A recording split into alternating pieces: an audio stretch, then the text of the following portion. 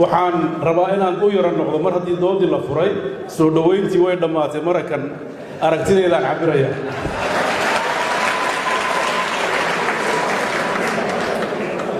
in wax la isku tuurtuuro soo dhaweynta ka mid tahay saa degora ku qarxa insha Allah dabcan Soomaaliya marxaladaheeda isaga sheekeynayno marxalado dhowr ah ayay soo martay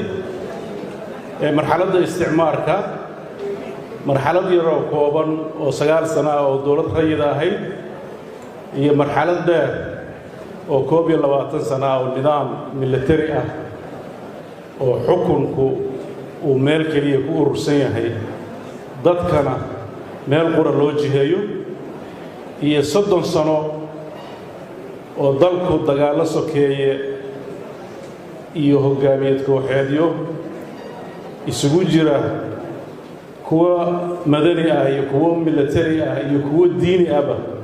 ay muddo dheer soo maray wadeen waxa daba socday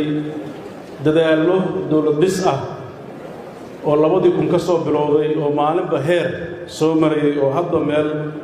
soo fariisanayo isagana runtii lahaa marxaladihiisa kala duwan waxa intaas oo dhan ay qirayeen in dalkani uu ku jiro geedi socod dawlad dhisid oo marxaladaha ku habboon shacabka Soomaaliyeed ee daalan inay u banbaxaan wadadiisa hay sida la og yahay maamul dawladeed waxa saldhig u ah dhismo ama aragti siyaasadeed oo fadhida nidaam sharci ku dhisan aragtidaas siyaasadeed isu bedesha iyo maamul dawladeed oo isaguna sharcigaas ku dhisan haddaanan leeyaradaasi isku fariisan waa waxa in badan loogu celceliyo xasilooni siyaasadeed baa loo baahan yahay waxa weeye haddaan isfaham siyaasi imaan sharci kasta oo la sameeyo meel lagu maamulo ma uu helayo